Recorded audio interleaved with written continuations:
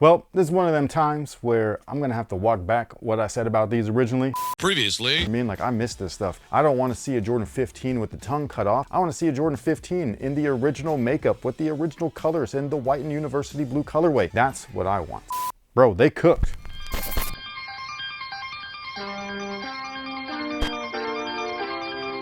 Hey, what's good guys? My name's Chris. Welcome back to WearTesters, and today we got a detailed look, breakdown, and review on these bad boys right here. This is the Air Jordan 15 SP for special projects. It's a brand new take on one of my favorite Air Jordans ever. Favorite for me because of nostalgia, not because they're the best. They're actually not that great to play in. I tried, performance review here. But this is a shoe that I have worn and loved ever since high school. My first pair of these were the white and red low tops, and I've just been a fan of them ever since. So to have them come back in such an interesting way was definitely not on my radar. Like, I did not like this. Granted, what I thought that they looked like was this. It's not what they look like at all. They look like this.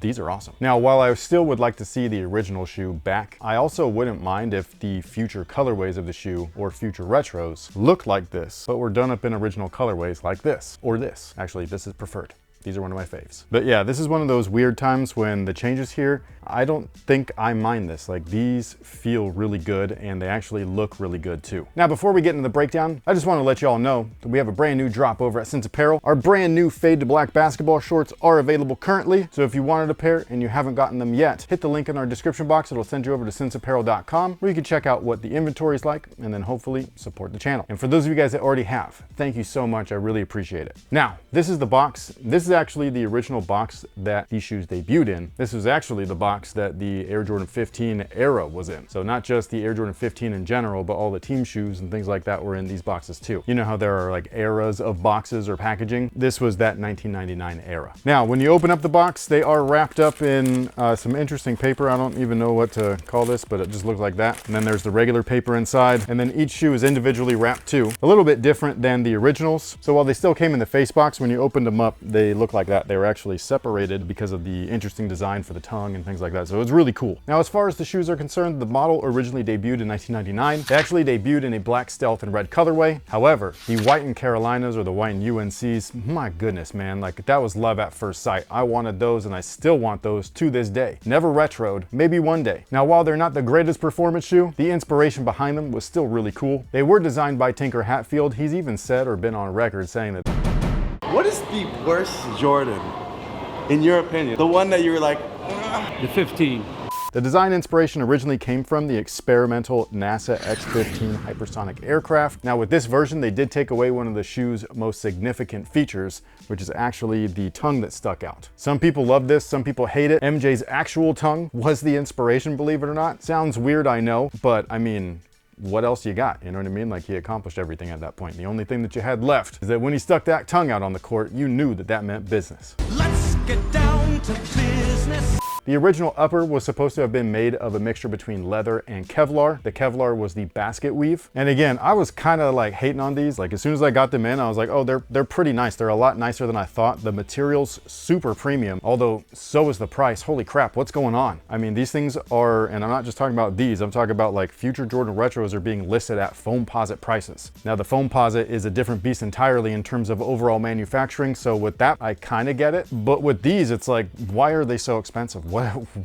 What? At least here, I feel like I definitely got my money's worth in terms of materials, but with future drops, I mean, who knows? Now, as far as what this shoe actually offers, they kept the outsole and they kept it the same as the original. However, they did tint it and made it translucent. So this is something that is, to my knowledge, I think like brand new for the model. I don't think that any Air Jordan 15 that's ever released previously has had a clear outsole. It is in the muslin or sail look, the pre-vintage or the pre-aged. I know a lot of people are sick of this. I understand where they're coming from, but I gotta say, when it looks good, it looks good. And I mean, come on, bro, these look good. The traction pattern themselves is herringbone. You've got that on the heel and on the forefoot, so no frills, no gimmicks, no storytelling, just simple performance features that do work. You also had two very large outriggers. One was in the forefoot, the other one's in the heel. One of the coolest parts about this outsole, though, is that it's decoupled, meaning it doesn't run full length. This obviously was meant to reduce weight. This is what the outsole looks like on an Air Jordan 15. This is cool, dude, especially for back then. They were like, yo, how can we reduce weight even more, even though the rubber's pretty thin as it is? And so they cut it in half. They called it a day. Now, the midsole on these guys is very interesting. The original looks just like this.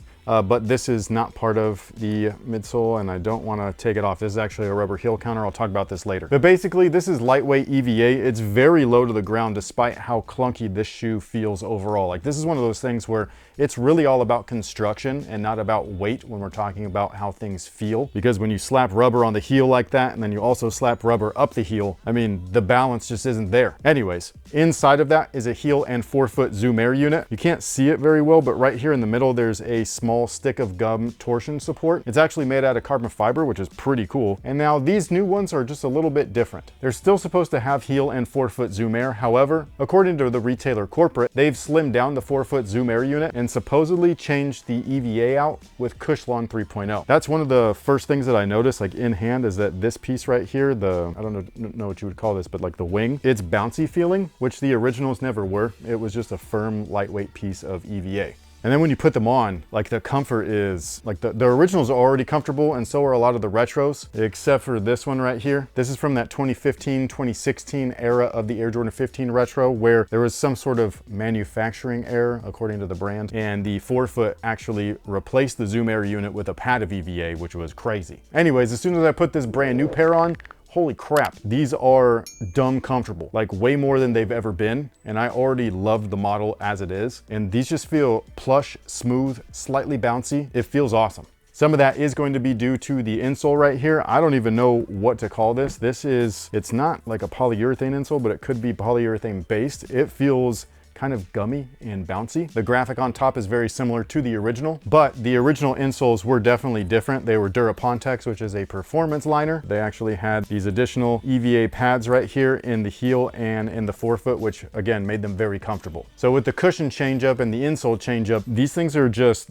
I mean, bro, they're awesome. Like, if you're gonna change things, this is how to do it. Like, make them better. Is this a pro-tro? I mean, they're not gonna use that word, but you can. Now, the materials are another upgrade, at least in my opinion. The leather on the originals is very nice, but the leather on these is just way nicer. And I feel weird saying that because I don't think I've ever said that really, unless it was like an actual premium Jordan, which these are, but they're not quite labeled that way, like a bin series or something like that. And then they changed up the Kevlar woven upper to a suede woven upper, and that is to me just like wild. For performance, I'd prefer the other way around, but in terms of a lifestyle shoe, which is what it feels like this is turning into, this is the move right here, dude. Like especially for the price, like they're really giving you what you're paying for. Well, depending on your perspective, obviously, but if you're paying for it, you're at least getting quality. And then right here at the eye stay, or where the woven stops, it used to just be a stitched layer of piping, whereas this one, they replaced it with denim, and the denim is supposed to fray with wear and tear, so they're supposed to look more and more distressed as you wear them. So I guess giving each pair a unique look depending on how you rock it. Let's rock it!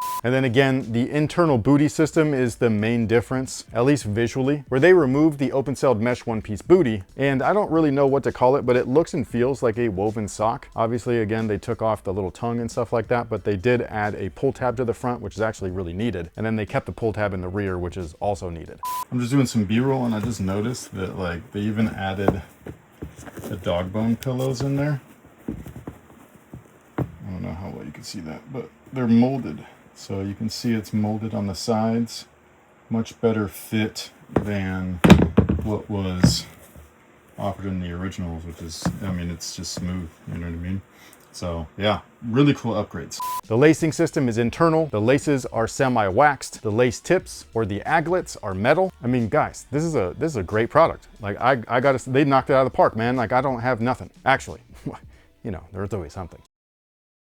The one thing that I don't love is actually the treatment that they did to the plastic or the TPU components. So right here on the toe, there's a nice little like ribbed strip with a tiny little Jumpman on there. I love them on the mid tops where they were ribbed just like this. And I really love them on the low tops where they actually smooth things out a little bit. But anyways, like I was saying, the TPU panel on the toe, as well as the TPU heel counter on the rear, they actually painted them. I don't know how else to describe it other than that. It almost looks like plaster. But they painted them so that they filled up all of the lines here. So when when you look at the shoe, like you don't see the Jumpman logo like you used to. It's completely filled in. It just looks a little weird. The same textured and look is on that wing that sticks out of the midsole. I don't mind it there. If anything, it makes that look cool like the originals, because the originals had kind of like a pearlescent look to the paint. So that's my nitpick. There you go. And then on the rear, you still have the really cool call out to a lot of what I like to call just Jordanisms. So starting off at the bottom, you got the Jumpman logo, and then you have his birthday, February 17th. Then when you move up onto the rear heel, you have his jersey number 23, the amount of championships he has, which are 6, and then the model number 15. Now in terms of overall fit, with the originals as well as all of the retros, I always went down half a size, so that's what I did here. The fit on these though feels a little bit altered. They feel a little bit more snug. I don't know if that's from the change up of the materials with the internal booty, but this is a very snug half a size down. Still wearable, yes. Will they break in? Probably. But if I wanted a little bit of wiggle room, then I would go true to size if possible. Wide footers, try them on if you can. And then if you have a narrow foot, going down half a size wouldn't be a bad idea. But going true to size for most, I think, would be the best option. But I'd love to know your guys' thoughts on the Air Jordan 15 SP. Do you like what they've done here? Do you prefer the original to the brand new retro? Would you like to see them retro in low top form, but with these new changes? And do you want to see them drop original colorways with these new changes in mind? Sound off below, let me know. Thank you so much for being here. Thank you so much for watching. I greatly appreciate you guys' support. I will catch y'all in the next one. So until then,